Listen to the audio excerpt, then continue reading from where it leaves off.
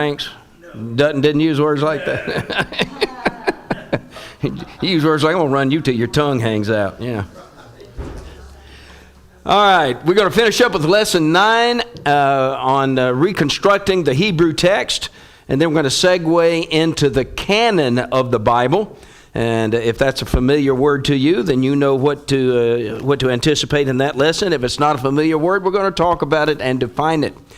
But just as we have to reconstruct a New Testament Greek text, which in turn gives rise to all of our versions, of course we're concerned about English, but all versions throughout the world depend totally upon the purity of a Greek text. And we talked about the reconstruction of the Greek text.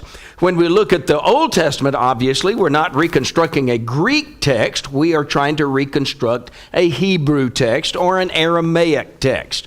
Very, very soon in the history of God's people, they started shifting from speaking Hebrew to speaking Aramaic, which is a very closely related language to Hebrew, but not exactly the same. And that is exactly why we read, I believe it's Ezra, who had to stand before the people and explain the scriptures, the book of the law, because the law was written in Hebrew and the people spoke Aramaic. So when it said it's explaining, it doesn't mean he was giving a sermon about it. It meant he was interpreting it for them so they could understand. So very early, and we're going to look at some ancient Aramaic texts as well. So let's pick up where we left off. I said there are really 3 great Old Testament witnesses that give us reassurance of the purity of our modern Old Testament scriptures, that they really are what God originally inspired so many years ago, about, well, is this 2025 plus 1500? That's 4,000 years ago when Moses first wrote the first 5 books of the Bible in 1500 BC. I'm going to add in there just a quick look at a couple of others. They are not major, but they're pretty significant, and that's the Samaritan Hebrew text and something called the Midrash. I wish we had time to look at something called the Targum. All of this is on the PowerPoint that has already been loaded on the web page. So if you want to kind of fill in the details that we're going to have to skim through and omit because of the pressures of time, please go to the web page, click on study, scroll down to this year's study, down to the 4th quarter, and you'll find that all of the outlines and the PowerPoints so far. So do not despair if your head starts spinning. And then we want to look at the Dead Sea Scrolls. That's really the biggie right there. Spend a little time there. So let's move forward and look at the Masoretic text, the Septuagint, a little bit about the Samaritan Hebrew text and the Midrash, and this Dead Sea Scrolls. Dead Sea Scrolls. I'm pretty sure I am not going to say that right again after this. It's going to be the Dead Sea Scrolls, I'm pretty sure. All right, let's move ahead. Let's move ahead. Let's move ahead. Or let's just stay here. You got that thing? Are we good now? All right, there we go. The Masoretes, you might remember, were a group of professional copyists that were active in between 500 or really around 800 AD through the thousands AD, basically Dark Age or Middle Ages. And they made 2 major contributions to our understanding of the Hebrew Bible. The first thing is they helped us understand the words, because as you might remember that the uncials did not have vowels. It was all capital letters, and there were no vowels in the Greek uncials. There were no spaces and capital letters in the Greek uncials. I'll get it right in a minute. What's odd to us as English-speaking people about the Hebrew text is they didn't have any vowels. That's why we don't really know how to pronounce for sure God's holy name. The King James translators just made up a word, and it was called? No. They took that word Yahweh and made up an English word. Jehovah. That's just a made up word. that the translators decided when they saw that, they weren't sure. What they saw was YHWH. That's the holy name of God. We don't know how to pronounce that. So the Masoretes, because even though folks were speaking Aramaic, the liturgical language, the church language that was used by the rabbis and in the synagogue and in the temples was Hebrew. Well, they needed to know how to read the Hebrew text. So the Masoretes decided, well, I tell you what we're going to do. We're going to add these little tick marks. You see these little dots and dashes? These are the vowels. These are the consonants. And the Masoretes said, I'm going to add these vowel tick marks that will help us know how to pronounce that. So they added tick marks between the Y and the H and the W and the H, and we think it sounded something like Yahweh. And again, the King James folks just made up a word. We're going to call that Jehovah. Hallelujah, praise Jehovah. Really, to be accurate, should be hallelujah, praise Yahweh. That's the actual name of the God of the Jewish people. So that was a major deal that they told us how to pronounce it. Each tick is a Hebrew vowel in their arrangement of dots and dashes around the words. And they're called nekudot, or Masoretic signs. So that was pretty important. The other thing they did that is more significant to us as we look at affirming and confirming our confidence in the Old Testament scriptures is that you remember the Talmudists and the other copyists from the time of the Old Testament were very meticulous and very precise and very exact and very demanding. They had rules and regulations that would have made what little hair I have fall out. It was more boring than being an accountant, if you could even believe that, Brother Stone. I just can't begin to imagine. Think about sitting in advanced accounting and you're in the back swinging from a rope, right? Okay. The Masoretes added to that even more. Of course, he thinks the same thing in a class on Chaucer that I thought was just the greatest thing I've ever sat through, and we're talking about when up really in the Shura Sota. That was just great stuff, Old English. The Masoretes had a very precise system of numeric checks and balances to be sure everything was right. They numbered each verse, each word, each letter of every Old Testament book and made sure the copy that they were making matched, had the same number of verses, same number of words, same number of letters. They calculated the middle word and the middle letter of each book. So you can see how precise, and they identified verses containing all or most of the letters of the alphabet.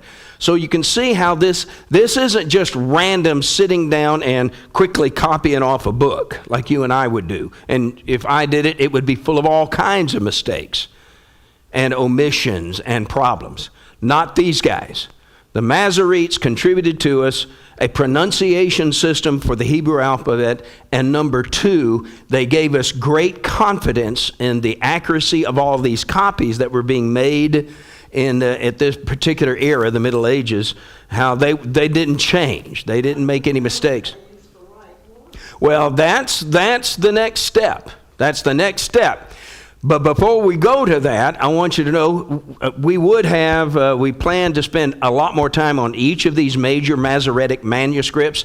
You might find in some of your footnotes of your more modern versions, there'll be footnotes in some of your Old Testament books, and the footnote will make a resurrection in the sea skulls. They will make a reference to the Masoretic text sometimes. Well, that's what they're talking about. They're saying in the Masoretic text, it reads this way. And there's several major Masoretic texts, and I've arranged them here in order. The first one is the Cairo Codex, which dates from about 895 AD. It contains the oldest complete prophets, major and minor, that we have. The Codex of the Prophets of Leningrad in 916 has all of the prophets, and all these match exactly our prophets. They're the same ones we got, same content, same information, same words, same verses, same chapters. The London Codex, I skipped that on purpose, 920 AD, is one of the oldest of the Pentateuch manuscripts. And one expert that I got his quote here: "It is a cornerstone artifact for understanding the transmission and accuracy of the Hebrew Bible text." And then finally, the Leningrad Codex, not to be confused with the Codex of the Prophets of Leningrad. This has to do with where the thing is housed or discovered. That's why it's called that. It's not that the communists suddenly became concerned about Old Testament scripture.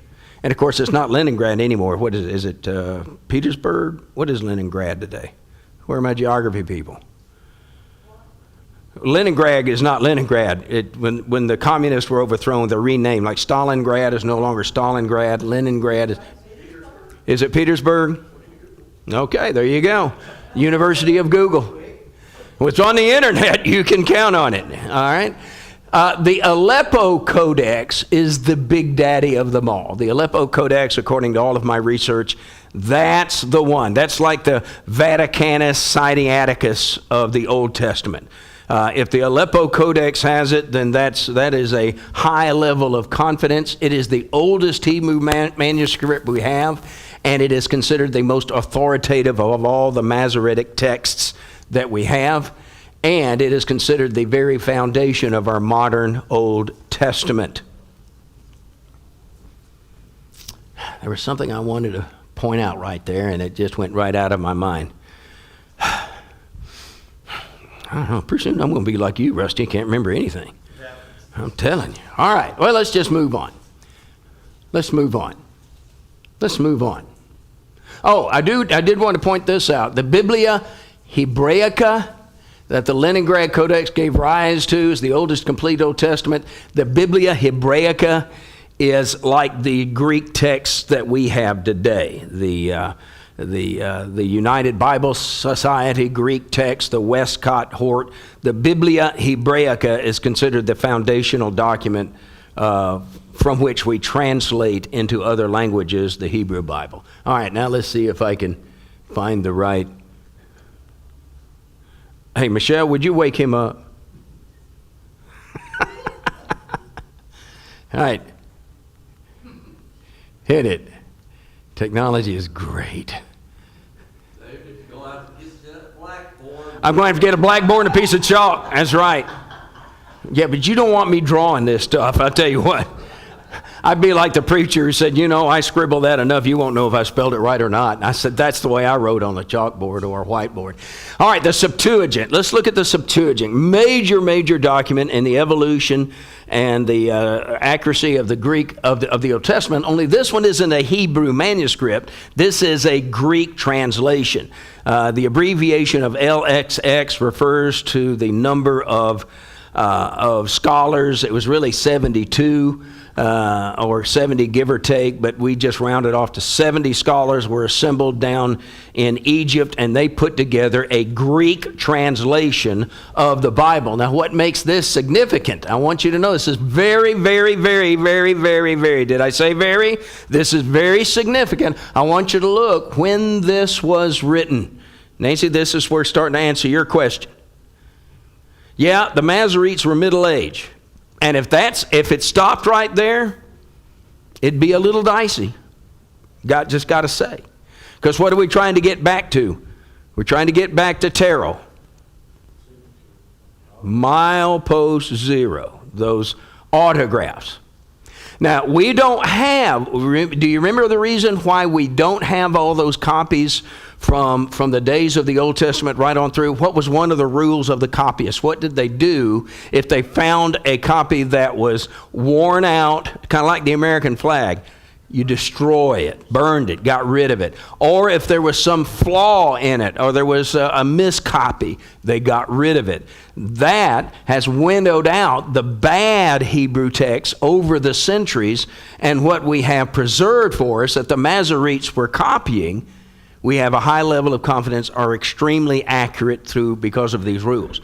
Now here we have one that was 1,000 years before the Masoretes. And it was the primary Bible used by the Jews of the first century. And nearly all of the quotes by Jesus and other New Testament writers from the Old Testament are from this Greek copy of the Bible. Now, why would the Jews of the first century, they're Jews, right? They're supposed to know Hebrew or Aramaic. Why are they quoting from a Greek New Testament?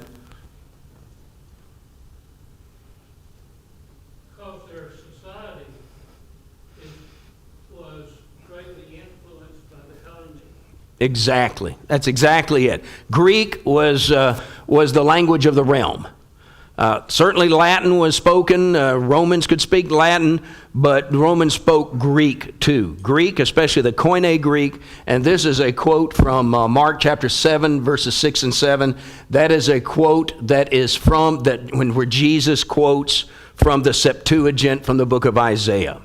But it's very, very notable that it is 1,000 years before the Masoretes. And yet it's very closely, not exactly now. There are some differences. Nothing huge or major, but there are some variations between the Masoretic text or some of our other Hebrew texts and the Septuagint. But not so much that Jesus didn't feel confident quoting from it, which that takes care of it. You know, just like I said one time at the Lord's Supper table, you know, when we say grace at the table, we just say it one time, right? We just thank God once and then we eat. Well, I always say, well, why do we thank God for the bread and then thank God also for the drink? Because that's the way Jesus did it, and that's good enough for me. That was the example. And of course, we know there's some other highly important symbolism in both of those items that we need to be grateful for. The broken body, the sacrificial, the Lamb of God, and then the redemptive blood, without which there is no forgiveness of sins. So it wasn't just a throwaway moment. But in any event, Jesus quoted extensively from this, and it confirms the reliability of both our Masoretic and Talmudic Bibles that came so many centuries later, because it's virtually the same. The Samaritan Hebrew text that I mentioned, it was written, look at this, 500 BC. See how much further back we're going? Moses wrote the Pentateuch in 1500 BC. We had professional scribes and copyists copying all of that, as we saw, and that are referred to in Chronicles. And we now have record of what some of their rules were that were so precise. There are some minor variations between this Samaritan Hebrew text, but the vast majority comports and parallels very closely with the Masoretic text, which again came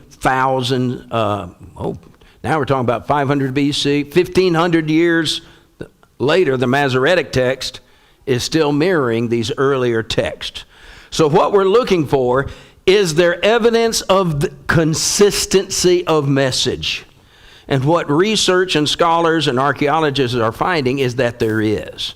We don't have wild variations from century to century. Or the Bible, the Old Testament of 1000 AD, is not radically different from this Bible of 500 BC. They are extraordinarily consistent. Now, if they have been consistent in the 2,500 years since then, what would we logically infer about before that? What would be the then before that it must have been all different. Is that a logical conclusion? No. If it's been that consistent now for 1,500 years, we have pretty good, reasonable, logically can infer that it would remain consistent in the years, centuries before that, going on back to the autographs. Vast majority of the Hebrew and Samaritan text agrees with the Masoretic. The Midrash is kind of like, I've got my dad, I cut my teeth on Barnes Notes. Anybody else have copies of Barnes Notes commentary on the Bible? Oh man, you are spiritually and culturally deprived, son. I'm sorry. We may have to meet with the elders and just ride you clean out of the church. Oh, that's right.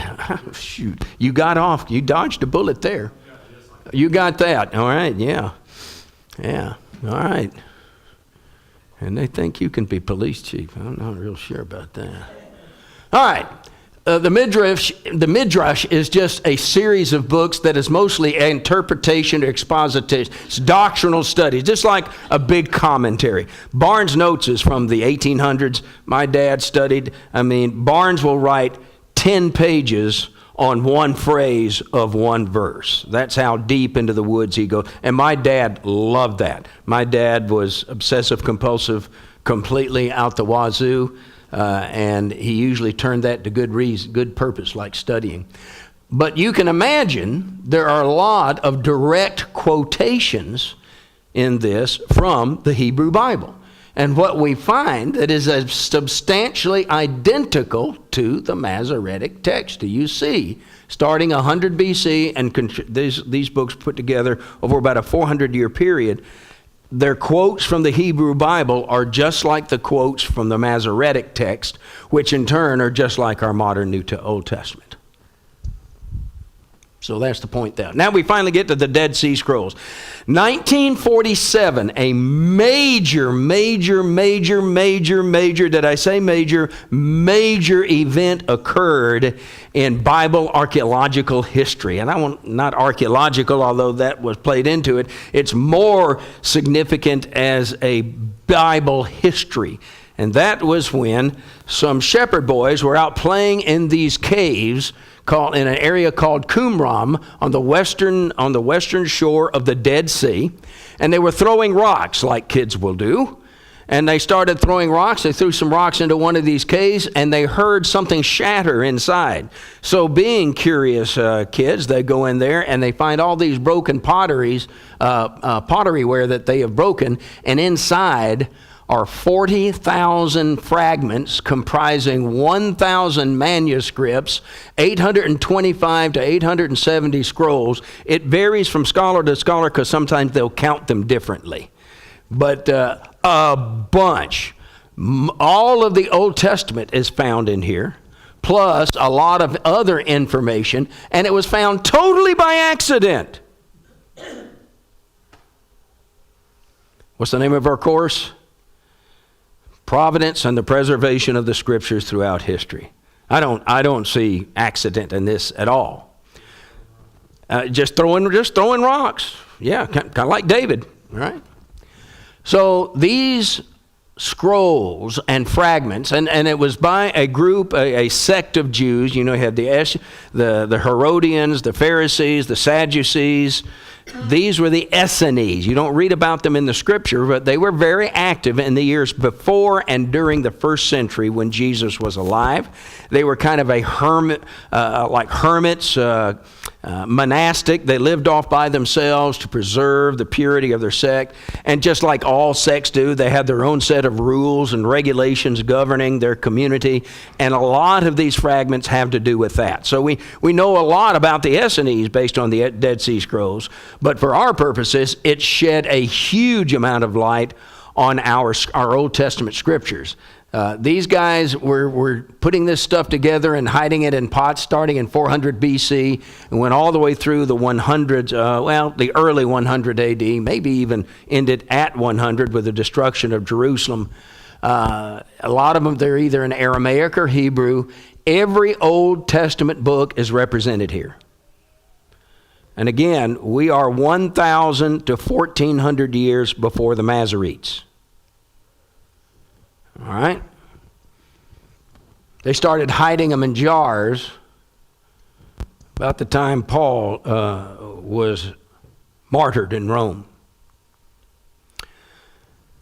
The most important of these is called the Great Isaiah Scroll because it's one that is in one piece. They were able to carefully, and we're still, scholars, we haven't seen all of the Dead Sea Scrolls, and it took decades for them to really be fully made available to scholars. There was lots of squabbling, and no, I found this, and no, this one's mine, or no, this belongs in this library, no, I want it over here. A lot of pushing and pulling over these things. And so we're still examining. We're still finding more and more and more as we continue to analyze these. But the Great Isaiah Scroll is identical to the Masoretic text. Identical with a few variations. Now remember we talked about variations, discrepancies and stuff in the New Testament? The variations are very similar here. In the Qumran Dead Sea Scroll, in Isaiah chapter 6, verse 3, it just says, holy, holy. The Masoretic version, 1,500 years later, says, holy, holy, holy. Well, that's a major difference. I think we need to throw the whole Old Testament out on that basis. I mean, how can we be sure of anything if we can't be sure how many holies there were?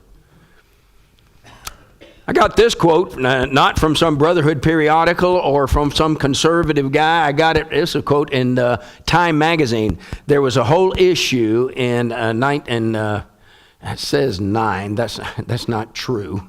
10/7. I think it's 69. There was a huge article in that issue of Time magazine about the Dead Sea Scrolls, because they had, again, it was about this time they had really made them available to scholars, and they really started digging into them. And this guy says the scrolls tend to confirm the solidity of our Old Testament to a greater degree than most even expected. Because scholars are always expecting for the Bible to be disproved. They're always rummaging around for something to say, got it. See there, you can't try it by. It's full of 300,000 mistakes, the skeptic says. And then what did we say? What did we say to this person that said there's hundreds of thousands of errors and discrepancies in the Bible? What did we say? Yeah, there are. Don't hide from that, because you'll get caught. But what about all those? They're repetitions of the same mistake, and they are not variations of any real consequence, and they don't change the meaning or content of the scriptures in any way. We can say the same thing about the Dead Sea Scrolls. The more we find, the more text we uncover, the more confident we are that we sure do, just like the New Testament, have the Old Testament. Does the Masoretic text faithfully represent the Hebrew text as originally written by the authors of the Old Testament? The Qumran discoveries answer this question in the affirmative, with much greater assurance than was possible for 1948. For 1948, the skeptics could say, kind of like the question Nancy answered, well, these only go back to the Middle Ages.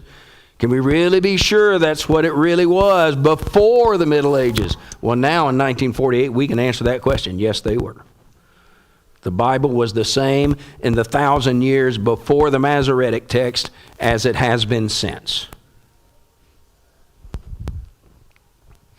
So, the conclusion is, number one, because of the exacting perfection of our early scribes and copyists, the Talmudists, and the Masoretes, and because of the witnesses of all of the ancient versions that we have discovered and are continuing to discover, because of the witness of the Midrash and the Targums, which I didn't have a chance to go over. It's in the PowerPoint. Look it up. Google up Targum. I'm sure Nathan will have an answer for us here in just a minute. You Googling Targum? Well, Google Targum. And the crowning testimony of the Dead Sea Scrolls. Number one, affirm to any reasonable, logical thinking person that we do have the original accurate Word of God as revealed to the Old Testament writers. And number two, the hand of providence played a key role in making that happen. These things can't happen by accident. These kinds of books can't be copied over and over and over and over by thousands and thousands and thousands and thousands of copyists in different places all over the Middle East over thousands of years, and maintain the purity of the text just by lucky happening. That just beggars the mind. That's illogical. All right, so we move into something called the canon of the scriptures. What do we mean by the canon, and why does it matter? We got a couple of questions on the table as we move into this particular lesson. And number one, how can we be sure that the books that are in our Bibles, ones that are in our pews and are in your homes and in your laps right now, how can you be sure those are the ones God meant to be in the Bible? And how can we be sure that these are the only ones that God meant to be in the Bible? We know there was lots of people writing lots of stuff about Jesus and Christianity all through the first century besides Peter, Matthew, Mark, Luke, John, James, and Jude. I know that for a fact, because who said so? Who said a lot of people have taken pen in hand to write a lot of stuff about Jesus? Who said that? Luke did. As he started off by saying, you know what? We're just covered up with stuff. So I have decided, and I'm going to write down what really happened. And then he did. So there was a lot. How come those things are not in the canon? And how come the ones that we have are? Let's take a look at this. Our learning target is this. I want you to understand how canon comes about. Canon means those collection of writings that are inspired and therefore are authoritative and binding, and we need to pay attention to them. That's what the canon, that's what it means.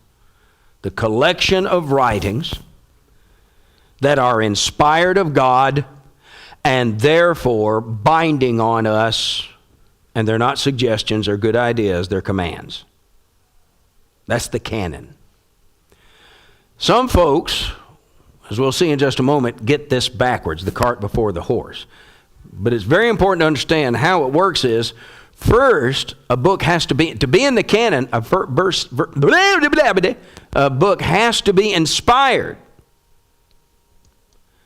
And if it's inspired, then that means it's authoritative. It has authority. It's binding. You got to do it. It's not just Paul Earnhardt writing an arts article that makes a lot of sense, but you can take it or leave it. It's binding. And if it's inspired and therefore authoritative, then it belongs, I'm pointing back there like y'all can see it. Then it belongs in the canon of scriptures. You shut up. How do you put up with that? I'd slap him up once a week just to be sure you caught up from the week before. All right. All right, but that's what makes canon. Canon comes from the word kana. A kana simply means reed, and in the ancient days, reeds were often used as a measuring stick like we would a ruler or a yardstick. And so that evolved to the point where that expression was used as the measuring stick for a particular piece of writing. You lay it out, and instead of being 1 inch, 2 inch, 3 inch, it says, is it inspired?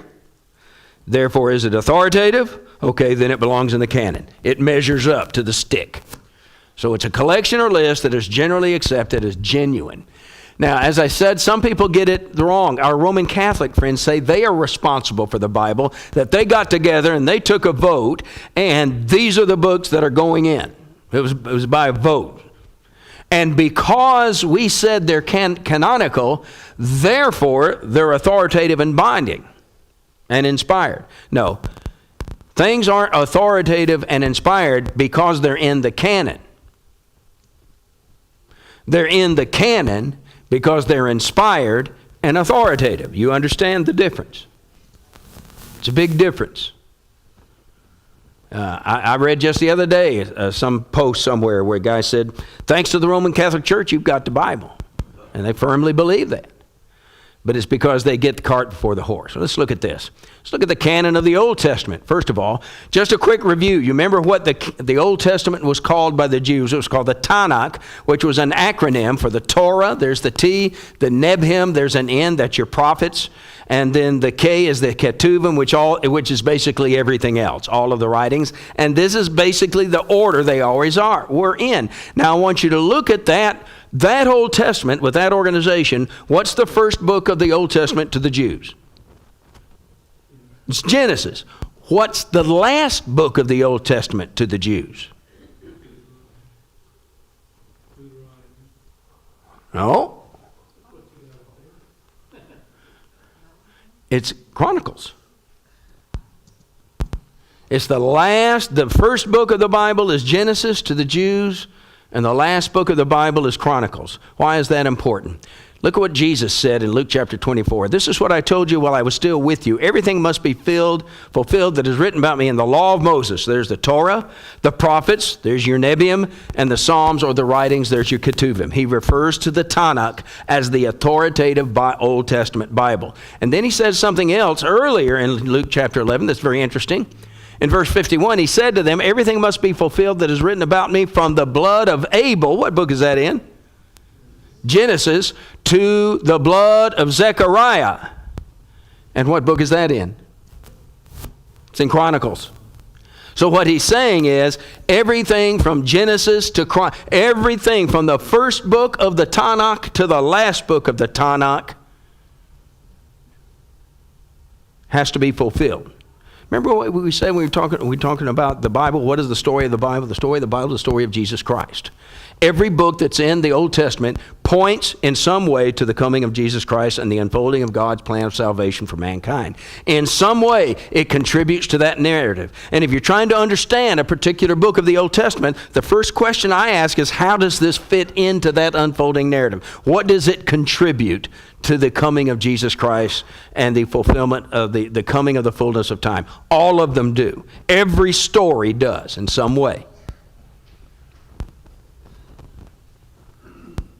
So what? This is the so what. And this is, remember I just said, why would I say 2 prayers? Because Jesus did, and that's good enough, even if I stop there. Jesus considered all of the books of our modern Old Testament, from Genesis through Malachi, from the beginning to the end, as authoritative and therefore canonical. How do I know what books belong in the Old Testament? Jesus told me. Jesus told me. And he didn't include any others. In the Tanakh, the only books in the Tanakh are the books that are in our Old Testament. They're arranged differently, but they're the same books. By the 1st century, the Old Testament canon was complete. All Jews agreed what books belonged in the canon and what books didn't. All Jews understood which books were inspired of God and therefore authoritative and which books wouldn't. And just like Luke said in the 1st century, in the centuries before then, there was all kinds of books being written by rabbis and learned men and perceptive guys and all kinds of commentaries. In fact, some of these commentaries crept into the Scripture. And you remember what Jesus said? What happened? That was a real problem. Now you're teaching for doctrines what? The commandments of men. How did that happen? All of these guys would write their notes, and suddenly Barnes' notes became as authoritative as the verses he was analyzing. But they knew what books. Josephus in the 1st century writes of the 22 books that are justly believed to be divine, meaning inspired. And those 22 books are the same as our 39 books. They're just Chronicles was one book, Kings is one book. They have fewer separations than we do in our modern Old Testament. We have other writers. There's a book called Ecclesiasticus or Sirach that was written in the period between the Testaments, about 132 BC. It's a very wonderful book with lots of wonderful moral observations, kind of like the book of Proverbs. But at no time, listen to me, at no time did the Jews consider Ecclesiasticus or Sirach authoritative or inspired. It's not included in the Genesis to Chronicles Tanakh. No, it's strictly a book of Jews, of Jewish. Back and forth on the earth, which is what we always. Oh no, I'm getting confused. Yeah, no, it's not. This isn't Job, and it's not Ecclesiastes. This is Ecclesiasticus, and is sometimes called the book of Sirach after the guy who wrote it. There is a prologue, a kind of an introduction, which refers to the law, the prophets, and the other books of the fathers, which is just another way of talking about the Tanakh. So we already know that the book, the Bishop of Melito of Sardis, 170 AD, refers to an authoritative list of Old Testament books, which is very much, in fact, is ours. Origen, who was a church father, wrote in the 200s. He lists our modern Old Testament books as authoritative parts of the Bible. So the Old Testament, what was considered inspired and therefore binding and was included in the canon, was well established well before Jesus ever appeared on the earth. And Jesus himself confirmed them. Let's look at the New Testament. It took a little longer for the New Testament to, or it happened not longer, obviously. But it happened a little bit different way. It happened more gradually. There was never in the first century, or even in the years immediately after the first century, a single book called the New Testament. You couldn't get a pocket New Testament and carry it around with you.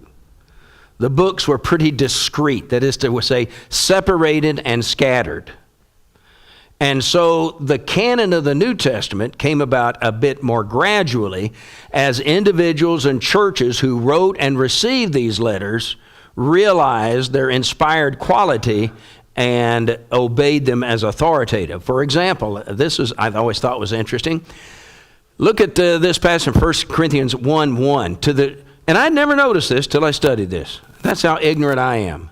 Benny, please don't get mad at me for being so ignorant. But I'm ignorant. I never noticed this phrase that I've got highlighted in yellow. Had you? I always thought the book of Corinth was just to the Corinthians. But it's not. It's to the church at Corinth, together with all those everywhere who in every place call upon the name of the Lord. You see how the word started getting out. Now, there's only one way. He says this is the rule in chapter 7, verse 17. This is the rule I lay down in all the churches. What's the word he used? Rule. Not a suggestion. It was authoritative. It was binding. Why was it authoritative and binding? Because Paul was inspired of God. And because he's inspired, he can say this is a rule. And because what Paul wrote was a rule, what he wrote was in the canon. Do you see how that works? See my flow chart? Paul's inspired. Therefore, what he writes is authoritative. Therefore, what he writes is in the canon. We see an exchange of letters in Colossians chapter 4 and verse 16. After this letter has been read to you, see to it that it is also read in the church of the Laodiceans, and that you turn and read the letter from the Laodiceans. Laodiceans got a lot of attention for them to have turned into such a dumpster fire by the end of the first century when we read the letters to the churches of Asia. Laodicea was a mess. I would have liked to have read, just out of curiosity, the letter that Paul wrote to them. Now, I'm pretty sure it wouldn't say anything new or other than what I have read in any other of Paul's letters, right? Otherwise, we're missing a command of God. Obviously, the letter to the Laodiceans and the letter to the Corinthians would not contradict each other, but they would complement each other. Does that mean I got 5 minutes? Or is that the end? Is that it? So I got 5 more minutes? Is that what you're saying? I got 5 more? Thank you. I got 5 more minutes. Okay. You got a question? Well, I was just thinking about before the New Testament writings were circulated widely, these spiritual gifts were an aid in understanding. Exactly. And because they didn't have a book, see, Jesus had a book. The Old Testament was codified by this time. The Septuagint and the Hebrew Samaritan Hebrew, they had a book. These folks didn't have a book. It had to come together gradually over time. But by the middle of the 2nd century, the New Testament canon had been totally completed. Now, next week is our last class, because I'm assuming on our last Wednesday night, I don't see our preacher. Are we going to do the usual kids do the gaming in here, the trivia pursuit, while the teachers get ready for the January quarter? I'm assuming we will not have our regular class. The kids love that. So we got one more class. I got 2 things I can do. I can either finish this lesson, which would segue very nicely into what really is the next lesson, and that's a lesson on the Apocrypha. Are you familiar with the Apocrypha? Those are various books, particularly appertaining to the Old Testament, that the Roman Catholic Church and a few other Orthodox churches consider part of the Bible, but really aren't. And there are some apocryphal or pseudepigraphal New Testament books. Would you be more interested in looking at that? Or my last lesson was going to be looking at how we got the English Bible and the various discoveries that happened over the centuries that ended up with the various versions we have, what those versions are based upon in terms of textual basis, and what you might want to look out for on some of them. And then I've got a final paragraph that's fiction and fact from David's Almanac, and that is a guide to picking out a good version. Any of you could have written one. Now, you rather talk about the Apocrypha or the evolution of the English Bible? English Bible? Would you like to look at that? Okay, well, that'll be our lesson next time. In online, it's lesson 12. We'll skip lesson 11, which is the Apocrypha, and go straight to lesson 12. And you can go online, too, and finish out the canon of the New Testament. It's very interesting. We just don't have time to finish that out. I hate that much. Okay, thank you very much.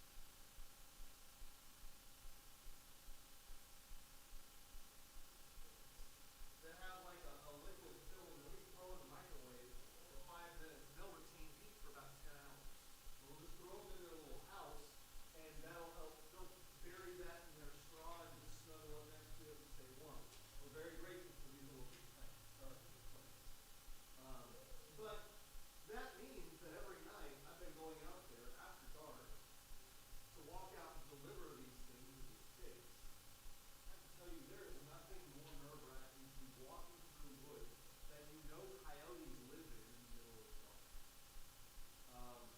I don't carry all the time, but I do now. At least there. And so, as nerve-wracking as that is, I also don't want to have my light on because it will bother some of the other animals. Even if it's in the middle of the night, if I have my phone flashlight on, my roosters will start crowing. Because they think it's morning then. Yeah, morning, good morning. Some of our older pigs just hate it, and so I'm just literally walking in the dark. I've told you this entire story to tell you that I've been walking in the dark for the last few nights in the woods. And it's kind of nerve-wracking. In those moments, I just crave some light. I want to be able to turn on a flashlight. I want to be able to turn on my phone. I want to be able to do something that I can look out into the woods around me, and I can even see the next step in front of me. I crave a light. Maybe you don't have to be walking in the woods to have that. Maybe you just are walking through the house, and still, as much as you have that layout memorized, just love having a light on. You crave the light when you walk through the darkness. Well, this song begins, "Give me the Bible, star of gladness gleaming, to cheer the wanderer, lone and tempest tossed. No storm can hide that radiance, peaceful beam, since Jesus came to seek and save the lost. Give me the Bible, holy message shining, thy light shall guide me in the narrow way. Precept and promise, law and love combining, till night shall vanish in eternal day."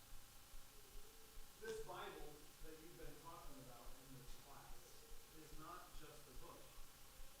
It's not even just a collection of books. What it is supposed to represent for us is a light in the darkness, guiding our path and giving us security. But maybe you have not